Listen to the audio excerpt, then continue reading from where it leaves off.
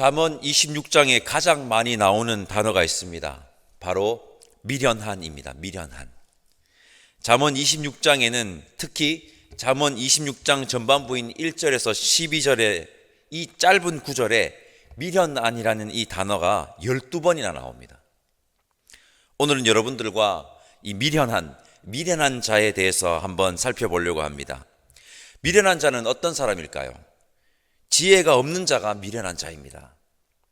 잠언 9장 10절입니다. 여호와를 경외하는 것이 지혜의 근본이요 거룩하신 자를 아는 것이 명철이니라. 아멘. 여호와를 경외하는 것이 지혜의 근본이라고 합니다. 미련한 자는 지혜가 없는 자로, 즉 하나님을 경외하지 않는 자, 하나님 없이 제멋대로 살아가는 자가 바로 여러분 미련한 자인 것입니다. 오늘 잠언 26장 말씀을 통해 미련한 자가 아닌 하나님의 말씀대로 살아가는 지혜자가 되기를 결단하는 귀한 시간 되시기를 소망합니다. 좀 더 구체적으로 우리 미련한 자가 어떤 자들인지 한번 알아보도록 하겠습니다. 1절 말씀 함께 읽어보겠습니다. 1절입니다.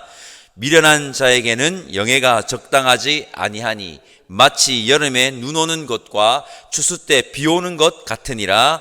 아멘. 8절 말씀 제가 읽어보겠습니다. 미련한 자에게 영예를 주는 것은 돌을 물매에 매는 것과 같으니라. 아멘. 미련한 자에게는 영예가 적당하지 않다고 합니다. 영예로 번역한 이 히브리어 카보드는 무거움, 영광, 존귀라는 의미를 지닌 단어로 높은 지위를 나타내는 것입니다. 높은 지위. 미련한 자가 높은 지위를 얻는 것은 적당하지 않다는 겁니다. 적절치 않다는 것입니다. 높은 지위를 나타내는 이 히브리어 카보드에 무거움이라는 의미가 있다는 것에 주목해 볼 필요가 있습니다. 즉 높은 지위는 높은 만큼의 뭐가 있죠? 무거움이 있다는 겁니다. 무거운 책임감이 있다는 것입니다. 그 책임감을 막강한 채 높은 지위를 이용하여 자신의 사리사욕을 채우는 것으로만 사용하는 지도자가 있는 공동체는 재앙이라고 할 수 있습니다. 그러니 미련한 자에게 높은 지위를 맡기는 것은 적당하지 않은 것입니다. 미련한 자에게 높은 지위를 맡기는 것은 여름에 눈 오는 것과 추수 때에 비 오는 것 같다고 하는데 이는 유대 지역의 기후를 이해해야 합니다. 유대 지역에는 여름에는 눈이 오지 않고 추수 때에는 비가 오지 않습니다. 그런데 미련한 자가 높은 지위를 얻으면 여름에 눈이 오고 추수 때에 비가 온다고 합니다. 그러면 어떻게 되겠습니까? 엉망진창이 된다는 겁니다. 그리고 8절에 돌을 물매에 매는 것과 같다고 합니다. 8절에서는 돌을 물매에 매어 놓으면 어떻게 될까요? 물매하니까 다윗이 생각납니다. 물매는 목동들이 양을 지킬 때 사용하는 도구인데요, 돌을 어떻게 합니까? 멀리 그리고 빨리 던져서 사나운 짐승을 쫓아내는 데 사용하는 도구입니다. 그 돌을 물매에 매어 놓으면 돌이 날아가지 못합니다. 사나운 짐승을 쫓아내지 못하겠죠. 그러니 사나운 짐승의 공격에 속수무책 당할 뿐입니다. 그뿐만 아니라 돌이 물매에 달려 있으니까 물매를 던지다가 어떻게 됩니까? 자신에게 그 던지돌이 닿게 오는 겁니다. 즉 미련한 자가 높은 지위를 얻으면 공동체의 질서가 무너지고 엉망진창이 된다는 것입니다. 1절 말씀을 통해서 알 수 있는 미련한 자의 모습은 높은 지위를 책임감을 가지고 더 정확하게 하나님의 마음으로 감당하지 않고 자신의 사리사욕을 위해서만 사용하는 자가 바로 미련한 자이며, 이런 자가 높은 지위에 오르면 질서는 무너지고 엉망진창이 된다는 것을 여러분 기억하면 좋겠습니다. 3절 말씀 제가 읽어보겠습니다. 말에게는 책찍이요 나귀에게는 재갈이요 미련한 자의 등에는 막대기니라. 아멘. 동물들은 채찍이나 재갈이 필요합니다. 그래야 조련할 수 있고 방금 읽은 구절에 나오는 이 말과 나귀를 농사나 짐을 나르는 데 사용할 수 있기 때문입니다. 이처럼 이와 같이 미련한 자에게 막대기, 즉 동물에게 사용하는 이 도구가 필요하다는 것입니다. 미련한 자는 이처럼 징벌을 받고서야 그제야 움직이는 자들이 바로 미련한 자들입니다. 징벌을 받아야 움직이는 자들이 미련한 자라는 겁니다. 물론 그제라도 행동을 수정하면 다행이겠지만 미련한 자는 징벌을 받고도 깨닫지 못할 확률이 더 높을 것 같습니다.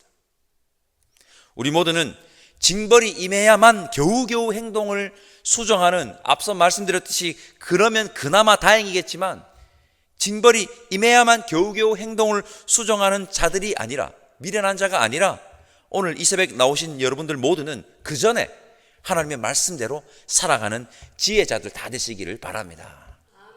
4절과 5절 말씀 우리 함께 읽어볼까요? 4절과 5절입니다. 미련한 자의 어리석은 것을 따라 대답하지 말라. 두렵건대 너도 그와 같을까 하노라. 미련한 자에게는 그의 어리석음을 따라 대답하라. 두렵건대 그가 스스로 지혜롭게 여길까 하노라. 아멘. 4절과 5절은 미련한 자와 어떤 관계를 설정해야 하는지를 우리에게 알려주고 있는데, 4절은 미련한 자가 어리석은 말들을 막 늘어놓으면 그것에 관해 가지고 아예 대꾸를 하지 말라고 하고요, 5절은 미련한 자가 어리석은 말들을 막 늘어놓으면 대답을 해서 그것이 잘못되었다고 정확하게 알려주라고 합니다. 우리가 살아가다 보면 이 두 상황이 다 필요하다는 것을 경험적으로 알 수가 있습니다. 잠언은 4절처럼 미련한 자가 어리석은 말들을 늘어놓을 때 무시로 반응할 때와 5절처럼 미련한 자가 어리석은 말을 막 늘어놓을 때 겉면으로 반응해야 할 때의 그 기준을 명확하게 우리에게 제시해주면 좋으련만 잠언은 명확하게 그 기준을 오늘 제시하지는 않고 있습니다. 하지만 5절 하반절 그가 스스로 지혜롭게 여길까 하노라 라고 기록된 것을 딱 보았을 때는 미련한 자가 자신을 높이는 어리석은 말들, 그리고 자신을 제대로 보지 못하고 자신의 옳은 말을 막 주장하는 어리석은 말들을 막 늘어놓을 때는 분명히 고면을 해주라고 잠언이 우리에게 알려주는 것 같습니다. 그 뒷절을 한번 보았을 때는. 어쨌든 4절과 5절에서 알 수 있는 여러분, 미련한 자의 모습은 뭡니까? 어리석은 말들을 막 늘어놓는 자가 바로 미련한 자라는 것입니다. 6절 말씀 우리 함께 읽어보겠습니다. 6절 말씀 함께 읽겠습니다. 미련한 자 편에 기별하는 것은 자기의 발을 베어 버림과 해를 받음과 같으니라. 아멘. 여러분, 예전에는 통신수단이 발달되어 있지 않기 때문에 소식을 전할 때 어떻게 해야 됩니까? 직접 가서 전달해야 하지 않습니까? 그리고 고대 사회에는 소식을 전하기 위해서 사신이 꼭 필요했습니다. 사신들을 다 보내죠. 사신이 이 소식을, 의사를 잘못 전달하면 어떻게 되는지 아십니까? 관계가 끝나는 겁니다. 관계가 끝나는 겁니다. 지금도 여러분 한번 보십시오. 모든 문제의 발단의 근원이 어디에서 발원됩니까? 소통의 문제이지 않습니까? 소통의 문제. 소통이 잘못되어서 오해하고 관계가 어그러지는 일들이 지금도 비일비재합니다. 이처럼 기별, 소식을 전하는 것은 중요한 일인데 이 중요한 일을 미련한 자에게 맡기면 해를 받는 것은 뻔할 뻔자이니까 잠언은 이 기별을 전하는 것을 미련한 자에게 맡기지 말라고 권면을 하고 있는 것입니다. 6절을 통해서 알 수 있는 미련한 자의 모습은 소식과 의사를 잘못 전달하여 서로의 관계를 어그러뜨리는 자가 바로 미련한 자라는 겁니다. 7절 말씀과 9절 말씀 제가 읽어보겠습니다. 7절입니다. 저는 자의 다리는 힘없이 달렸나니 미련한 자의 입의 잠언도 그러하니라. 아멘. 9절입니다. 미련한 자의 입의 잠언은 술 취한 자가 손에 든 가시나무 같으니라. 아멘. 오늘도 잠언은 이 말에 관해서 언급을 하고 있습니다. 미련한 자는 어리석은 말을 하는 자라고 제가 말씀을 드렸습니다. 7절과 9절 역시 이 말에 관해서 언급하고 있는데 7절은 간단하게 말해서 미련한 자는 쓸데없는 말을 하는 자임을 알려주고 있습니다. 쓸데없는 말. 그리고 9절은요, 9절에서 이 미련한 자는 사람을 해치는 말을 하는 자임을 우리에게 알려주고 있습니다. 정리를 하면 미련한 자는 어리석은 말, 쓸데없는 말, 사람을 해치는 말을 하는 자가 바로 미련한 자라는 것입니다. 11절 말씀 다 함께 읽어보겠습니다. 11절입니다. 개가 그 토한 것을 도로 먹는 것 같이 미련한 자는 그 미련한 것을 거듭 행하느니라. 아멘. 개가 그 토한 것을 도로 먹는 것, 상상만 해도 불결합니다. 이 표현은요, 불결하고 잘못된 행동을 빗대어서 말한 것입니다. 그런데 그 미련한 자는요, 그 행동을 어떻게 한다고요? 거듭 행한다고 합니다. 거듭. 반복한다는 겁니다. 같은 실수를 계속 하는 거죠. 미련한 자는 잘못된 행동을 시정하지 않고 계속 반복해서 행동하는 자임을 잠언은 우리에게 알려주고 있습니다. 이제 오늘 본문 잠언 26장에서 진짜 중요한 구절을 우리 함께 읽어보도록 하겠습니다. 12절 중요한 구절입니다. 함께 읽겠습니다. 내가 스스로 지혜롭게 여기는 자를 보느냐? 그보다 미련한 자에게 오히려 희망이 있느니라. 아멘.